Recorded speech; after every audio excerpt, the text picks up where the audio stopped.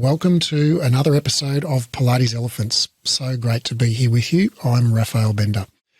Today I want to talk about money mindsets. And this is really the second in a series of episodes. I think there'll be 3 in total, where I want to talk about limiting beliefs or unhelpful mindsets.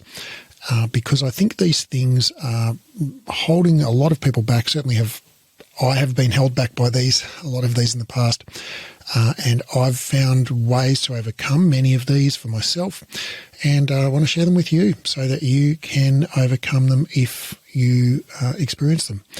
All right, so in no particular order, but I've got 5 money mindsets here that I want to talk about, and essentially these are money-based elephants in the room. So these are, I think, incorrect beliefs that many people hold. I certainly held all of these beliefs at one point, and I think these beliefs prevent people from making a lot more money than what they're currently making. So these beliefs keep you poor, basically. The first money mindset is that, or your incorrect money mindset, is that you need more streams of income to make more income. Now, this is the notion that, okay, well, if I make, $1,000 from teaching classes, and if I also add, a couple of $100 from selling grip socks, and maybe we'll sell smoothies and do retreats, and I'll start an online on-demand platform, and we'll get a massage therapist in to rent space at the back of the studio, and I'll contract out some other space to another instructor. This is, or maybe we'll teach corporate classes as well. The most common manifestation of this is the Pilates studio that also does gyrotonic and bar and TRX and HIIT and whatever, yoga and Zenga and fascial fitness and stretch therapy, and you've got 101 different classes. And so all of this, I think, is rooted in the incorrect belief that more streams of income equals more income. Now, it's kind of, it is kind of intuitive to think about this, that more streams of income would equal more income, but it's not how reality works. So it does kind of make sense to think, all right, well, if I can, if I make $1 from Pilates and $1 from bar, and, I'll have people come to the bar class that wouldn't come to the Pilates class, so I'll get more clients. And then I'll have different people come to the yoga class, and I'll have different people buy grip socks, and, so we're sort of appealing to a broader range of people. But here's the thing. You don't need a broader range of people. You need to be super clear on who you help, and you need to solve a very painful problem for those people and solve it really well. And you will have a fanatical audience of people who want to pay you more money to keep giving them what you already gave them, but just give it to me again. Sell me that same thing again, right? Sell me more of what you already sold me. It's an erroneous belief to think that having more clients or more income streams will give you more clients. And in fact, you probably don't need more clients. You probably need to sell more stuff to your existing clients at a higher price. All of the biggest businesses in the world, like if you think of a business like Amazon that, sells everything under the sun, okay, they started selling just books. It was an online bookstore. If you think about Apple, they started with just the Apple I computer. They only had one product. And, the list could go on. Coke started with Coke. Now they've got 1,000,001 drinks and other brands. Ford started with just the Model T. Companies that grow huge start out by servicing one solving one problem for one client avatar. And they get to several $100 million a year before they introduce their second product. So this is not a case of, they're doing $2,000 a month and they think, I think we've tapped out the market. We better introduce another product. When you specialize in a single product, you actually make more money because your expertise grows. When you think, if you sell for 3 things for $100 instead of only selling one thing, you'll make 3 times as much money.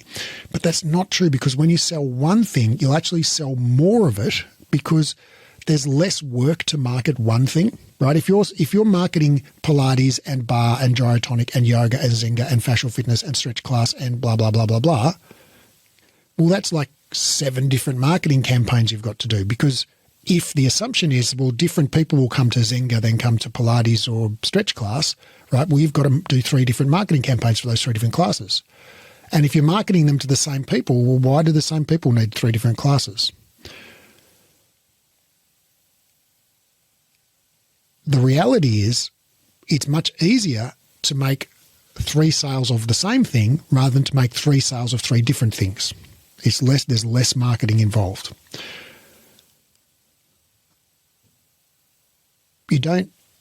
It's much easier to sell more of what you already sold them because you already know they like it, right? So much better than getting, grip socks or, some other form of class is to figure out who is your ideal client, what painful and urgent problem can you solve for those people, and how can you sell them more of that at a higher price.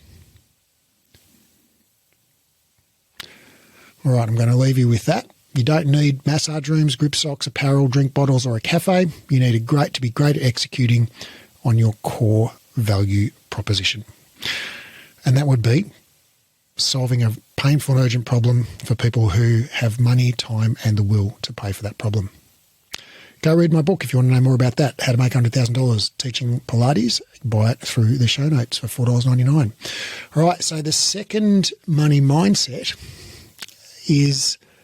which is erroneous, is that when you charge high prices, it somehow takes something away from the client. The notion here is that charging more takes something away from the client, and it presents as something like, I want to make my classes more affordable or accessible, or I want to have fair prices.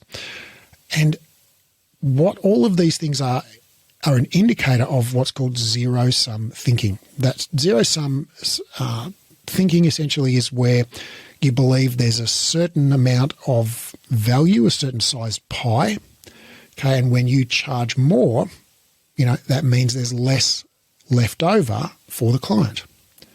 So that's the zero-sum. There's only so much value to go around, and when you take more of that value, that means the client gets less of that value. Now, that is not true. Here's why. When you charge higher prices, people actually get better results, even if you change nothing else about how you deliver that service. When you charge a higher price, people are more committed. They are more committed financially, so they become more committed emotionally to using that product. They're more likely to use it. They're more likely to do the work, and therefore more likely to get results. So simply charging more actually increases the value of what you do. Now, beyond that, when you charge more, you are able to provide better service. Think about it. If you see 10 clients for $10 each versus one client for $100, how much more time could you spend with that one client, right?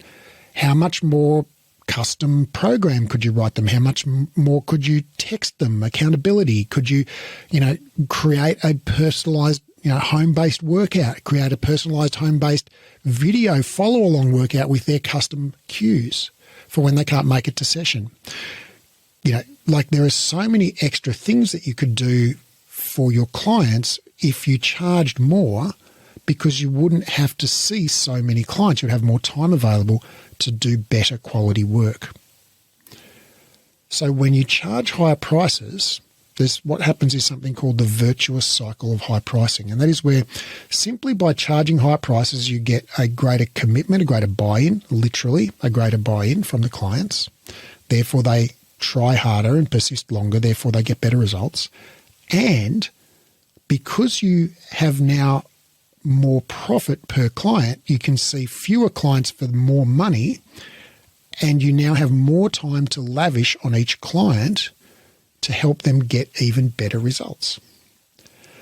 And because they get better results, they go and tell their friends, okay, and their friends want to come and pay you high prices, and so it goes. And that is the virtuous cycle of high pricing. So when you it's not a zero-sum game.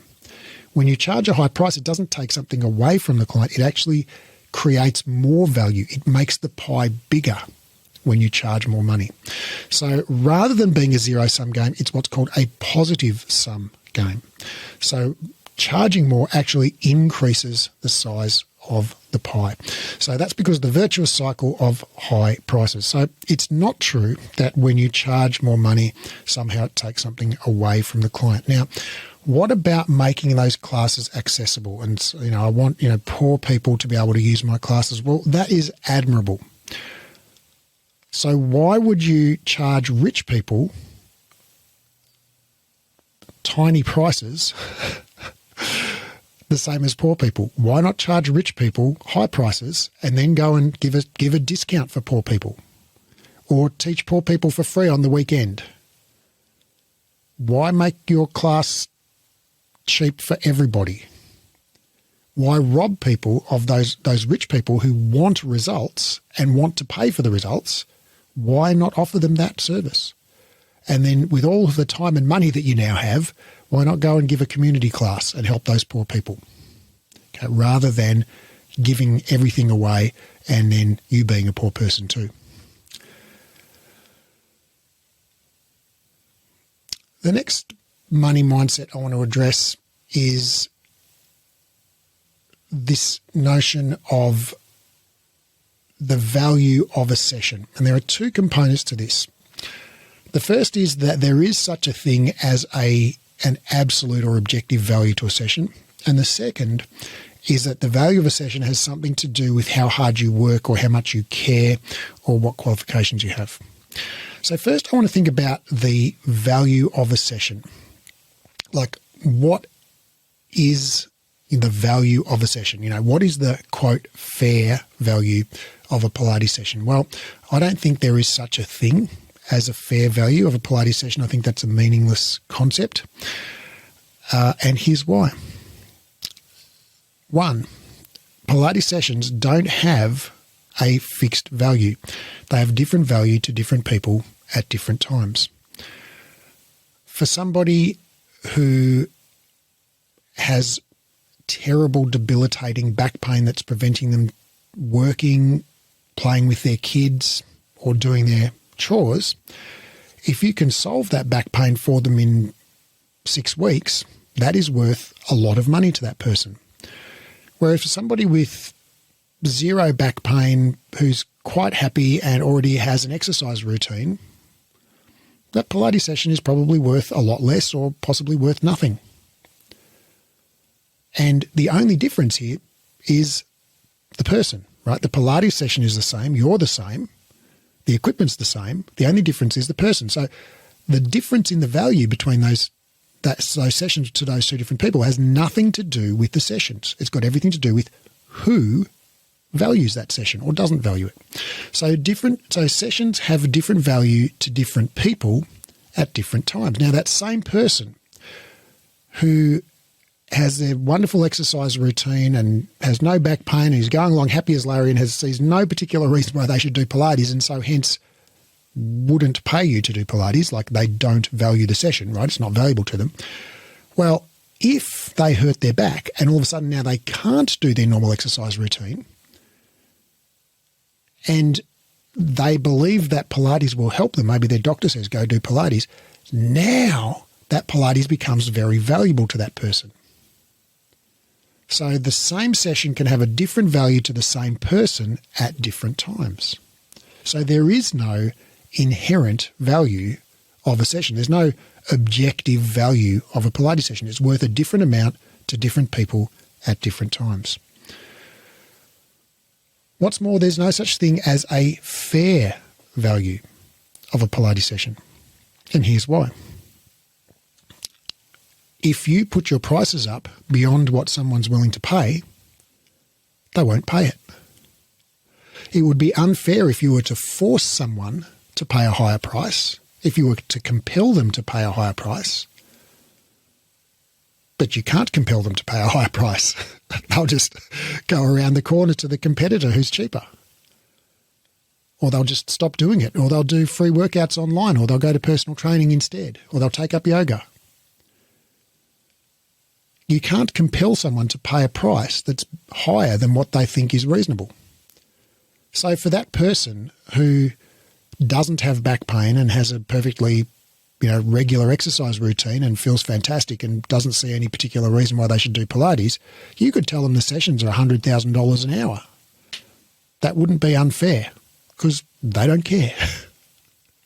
Right? And the same with that person who has debilitating back pain and desperately wants to do the Pilates sessions. You could say, the $10,000 an hour, and what would they do? They'd go, nah, it's not worth it. I'd rather have the back pain. So, and they might think you're an idiot, right? But it's not unfair because they have no compulsion to do the sessions. They don't have to do the sessions. They can just say no. They'll look elsewhere. So you can't charge an unfair price. Now, you can rip someone off if you promise to deliver a certain result and then you take money from them, based on that promise to deliver that result, and then you don't deliver the result, right? If you say, hey, I'm going to sell you this car, and then you take the money and don't give them the car, that's ripping off, right? But that's not what you're doing. You're saying, hey, I'm going to help you with this result. I'm going to help you get rid of your back pain, and they come along and you help them get rid of their back pain. Right? So you can't rip somebody off if you deliver what you promised to deliver at the price you promised to deliver it at. Now, on the other hand, you can rip someone off if you don't deliver the result you promised, regardless of what you charge. So if you're charging 10 cents an hour, right, and you say, hey, come and do Pilates with me for 10 cents an hour and I'll get rid of your back pain, they come and do Pilates for 10 cents an hour and you don't get rid of their back pain, right? Well, I reckon that's ripping them off. So I think ripping off has nothing to do with how much you charge and everything to do with whether you deliver on the promise that you make. All right, so you can't charging high prices, there's no such thing as a fair value for Pilates sessions because, number one, the value of the sessions there's no such thing as an objective value. There's no measurable value where we can say, this session is worth this much and that session is worth that much. That's a meaningless concept without saying who it's worth that much to. Right? So a Pilates session has a different value to different people at different times. So there is no kind of, quote, objective, end quote, value to a Pilates session. Secondly, you can't rip people off because they will just choose not to pay. Right? You can't make them pay. Even the person with terrible back pain, they can say, no, I'd rather have the back pain than the $10,000, thanks. I'll go around the corner. Now, the second thing that I want to address here is the fact that even when you exchange that value with somebody, so just say that person, buys a Pilates session off you. Well, to that person, the value of the session is actually different to the value of a session to you.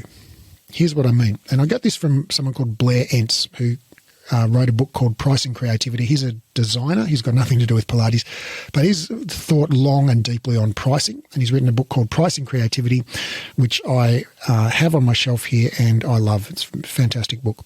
Look him up on YouTube. Blair Entz, E-N-N-S. He's Canadian. All right, so what Blair Entz says in Pricing Creativity is something called the double thank you. And the double thank you goes like this. When we transact business, okay, when you sell a Pilates session to a client, they give you money, you give them a Pilates session. Both the buyer and the seller feel that they got the better of the deal. They both feel better off. And they shake hands. You shake hands at the end and say thank you, and you both mean it. You both think, I got a great deal. Now, here's how that works. When someone pays you $100 to do a Pilates session, what that means is they value the session more than $100. Or put another way, they would rather have the session than have the $100. That's what it means to value something more than $100. You'd rather have it than have the $100, right? Conversely, you value the $100 more than you value the session, right? You would rather have the $100 than not have the session, right? So you value the money more than the hour. They value the hour more than the money, right? So to the client, that session by definition is worth more than $100 because otherwise they wouldn't pay you $100 for it. To you, by definition, that session is worth less than $100 because if you could make $110 for a session, right? If you had clients lined up around the block wanting to pay you $110 for a session, and I walked in and said, I'll give you $100 for a session, you would say, no, I don't work for $100 because that hour to me is worth $110. So the hour is worth more than the $100. I don't want your money, right? So the only circumstance under which you're willing to exchange your hour for $100 is where the $100 is worth more to you than the hour, right? Because otherwise you'd rather have the hour.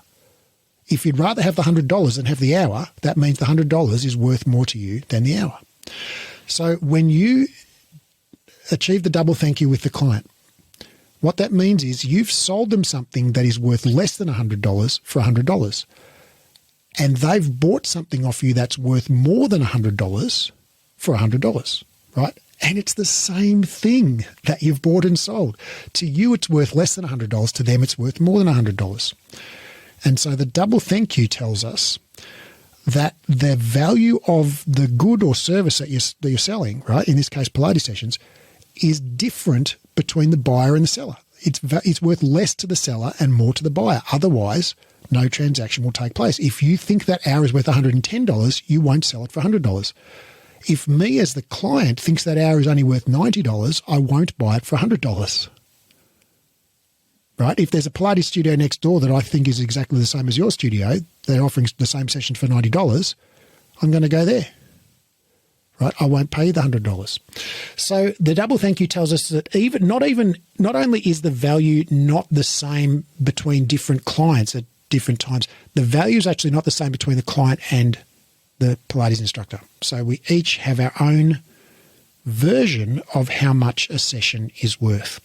All right. The next part of this is that the value of your sessions has something to do with how hard you work or how much you care or what qualifications you have. And I think, this manifests, I see this a lot where people say, like, I'm worth this much because I've worked hard to attain these skills and I've got lots of qualifications and I've got, amazing equipment and I really care about my clients and I make a lot of effort with them and stuff like that. Now, all of those things are great, right? I'm a big advocate of study. I'm a big advocate of caring about your clients. I'm a big advocate of working hard. I think all of those things are admirable and I aspire to do all of those things myself. However, that's not what makes you valuable. Think about this from your own perspective as a consumer. When you go to the dentist, if that dentist didn't fix your tooth, you go to the dentist because you've got a sore tooth, you leave, your tooth is still sore.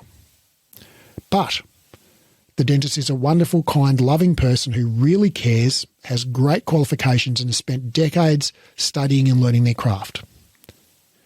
Would you consider that to be a valuable use? Would you pay extra for that session because of all those qualifications the dentist has? Would you think, oh, that was a great session, I'd pay extra for that? No, you'd think, what a rip-off, they didn't fix my tooth, right? You don't care when you're a consumer. You don't care about the qualifications of the person you're buying the thing off or how hard they work or how much they care or where they studied. What you care is, can they solve your problem? Right? When you buy a pair of leggings, and you pay whatever price you pay for them, $150. I don't know how much leggings are. $100, whatever you pay. Do you pay that because you care how hard the person worked who designed them, who manufactured them, who transported them, who sold them to you? Do you care about the qualifications, like all of the night school they went to learn to design clothes? Or do you buy those leggings because they look good and you know they're going to last? Okay, you buy them because they deliver a result to you as a consumer. You don't care about any of those things, about the qualifications, how much the person cares, how long they studied for, what tools they use. You don't care.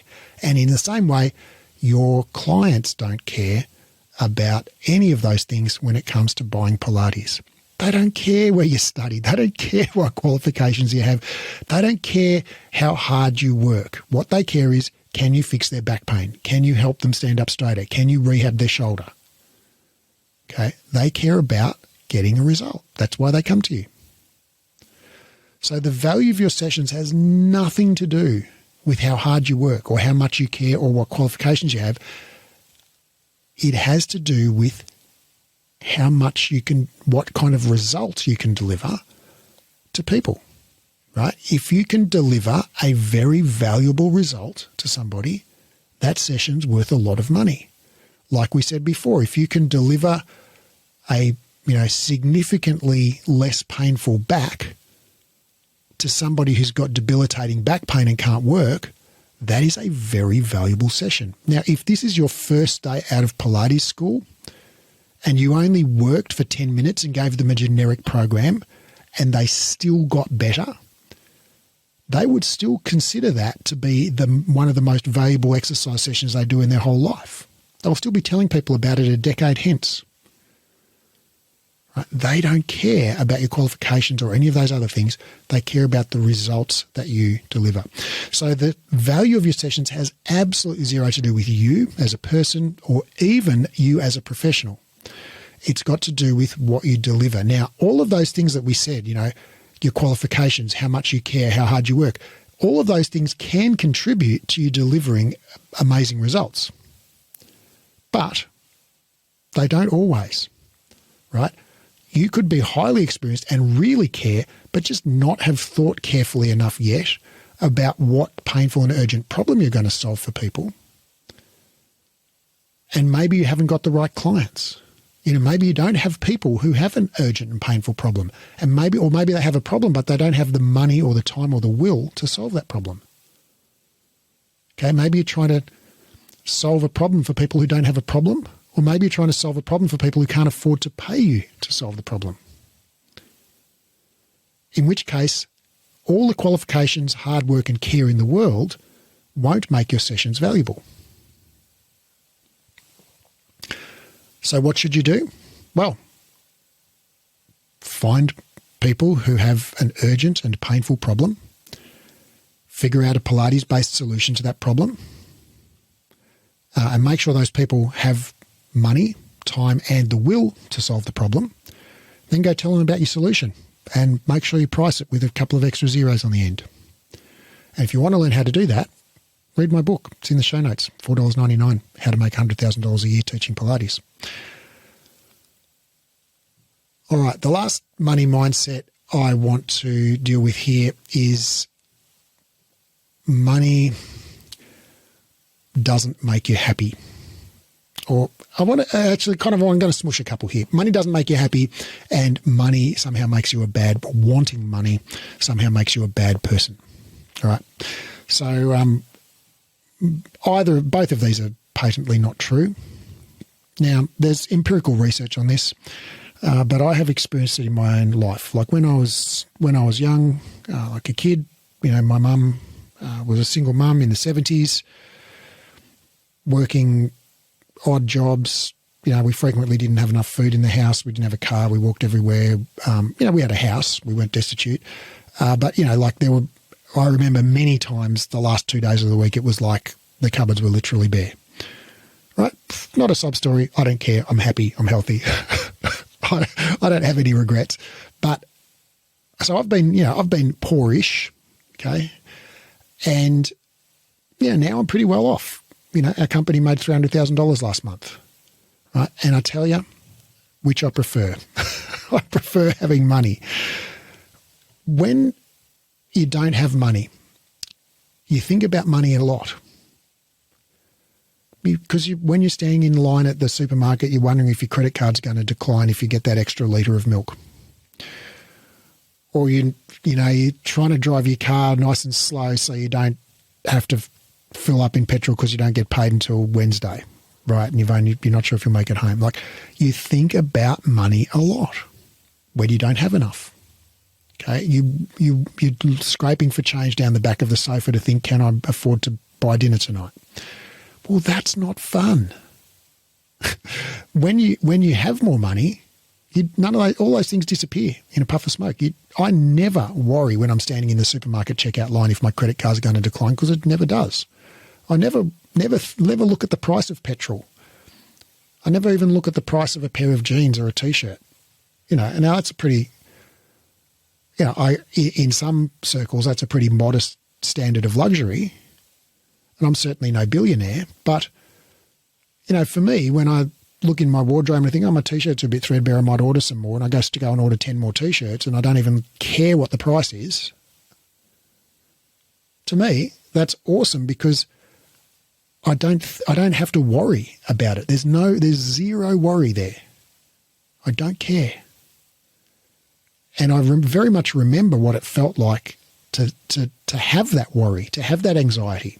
And now it's just completely absent. There's just a wonderful, clear, empty space where that anxiety used to be, just full of sunlight and happy penguins doing dances. So, does money make you happy? Well, I wouldn't say it makes you happy like, love makes you happy, but I think it makes you happy in a different way. It solves money problems, right? And money problems can make you unhappy. And when you have money, they go away.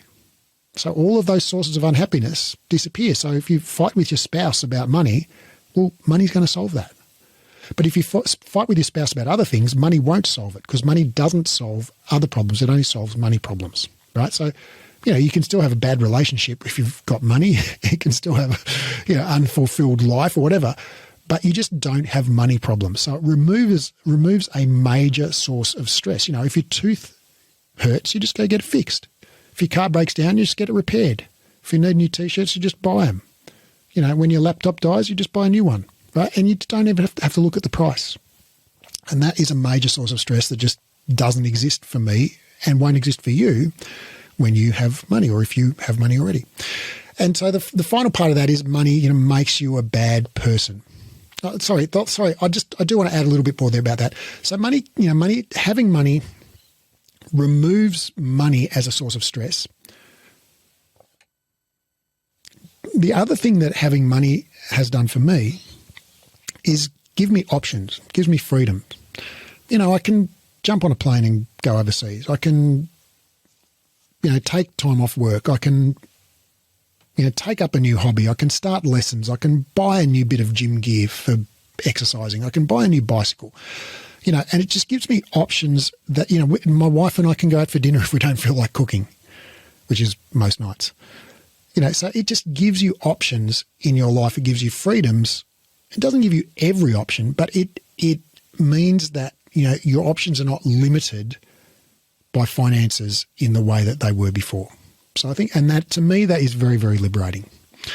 All right, the final thing is here, or the second part of this is the second sort of incorrect belief, I think, here is that money makes you a bad person, or wanting money or making money somehow makes you a bad person. I don't think there's anything wrong at all with wanting to make money. I think the idea that money makes you a bad person, I think, has two roots. One is the idea that we talked about before, that there's a zero-sum equation, that when you charge more money, you actually somehow take something away from the client. And, we already said that's not true because of the virtuous cycle of high prices, right? So for me as a consumer, right, so just putting my consumer hat on now, I would much rather buy a $6,000 laptop that I know is not going to let me down than a $2,000 laptop that I'm not sure if it's going to let me down, right? I consider that extra $4,000 money well spent, right? I don't feel at all ripped off by Apple, sorry, as I record this on my $6,000 laptop right now. Now, I don't feel ripped off. I've got a good deal. It's a double thank you, okay? Steve Jobs is happy. I'm happy. There was no rip-off. There's no zero sum, right? It's a positive sum. I'm able to provide you, my listener, more value because I'm doing better work faster on a computer that really freaking flies. It's a great unit. I'm happy, right? I don't feel ripped off. So your clients will feel the same. When you charge high prices and through the virtuous cycle of high prices, your clients won't feel ripped off and you're not. So wanting to make more money doesn't make you a bad person, right? You're not taking away from any other person, right? I'm sure, dear listener, you own expensive things, right?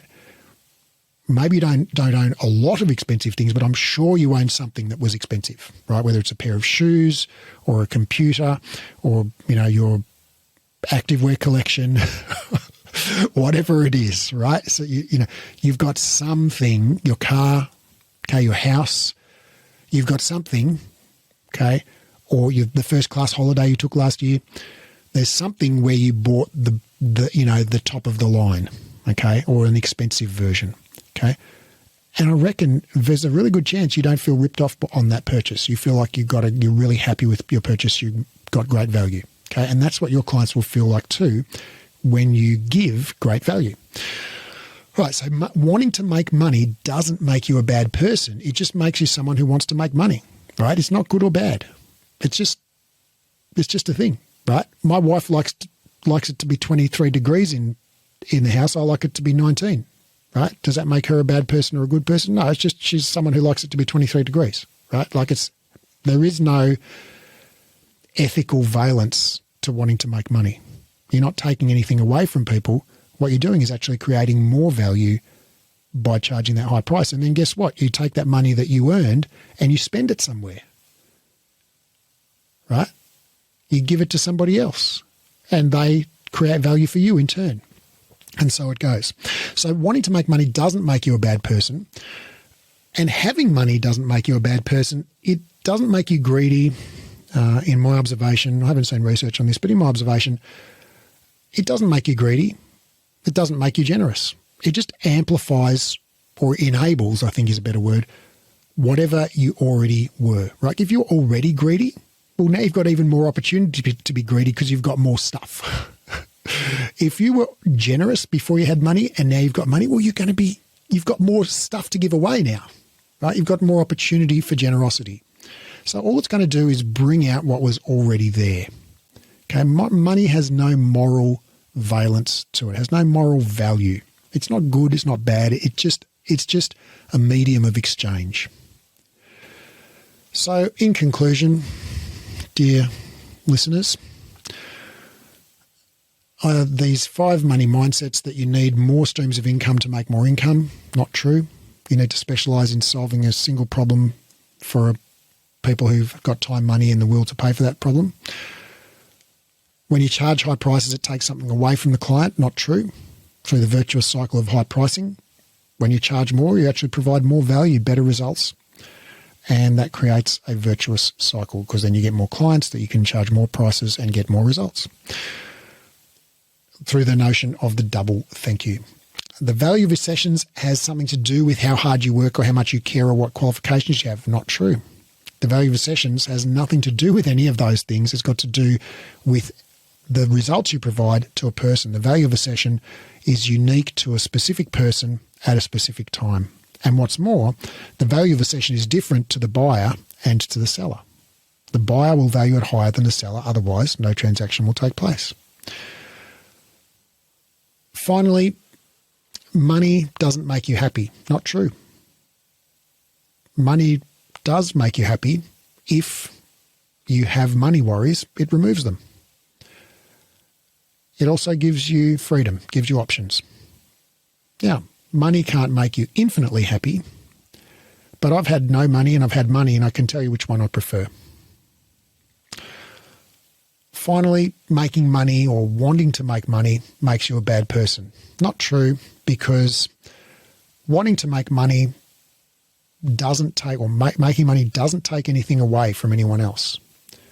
When someone buys something that is of high value, they consider they have got a good bargain through the double thank you. Both buyer and seller consider themselves better off. I'm better off. Steve Jobs is better off. Okay, you're better off. And whoever sold you whatever it is that you value is also better off, presumably. So wanting money is not a bad thing. It's not a good thing. It's just a thing. Some people like chocolate cake. Some people like the thermostat at 23 degrees. Some people like money. None of those things is good or bad. They're just things. And finally, money doesn't make you a good or a bad person. It doesn't make you anything. It just amplifies, just enables whatever tendencies you already had. Money is a medium of exchange. So when you have more of it, you can do more of what you already did. All right, my friends, I hope you found that useful. I hope you found it interesting. I'd love to know your feedback. Reach out to me on Instagram as a DM. Love to know what you think. DM me. My Instagram link is in the show notes. And I think I have one more of these solo casts on limiting beliefs. And I think that one is on how to deal with uncomfortable emotions. So let me know, did you hate this? Did you love it? And I'll react accordingly. Okay. Much love. See ya.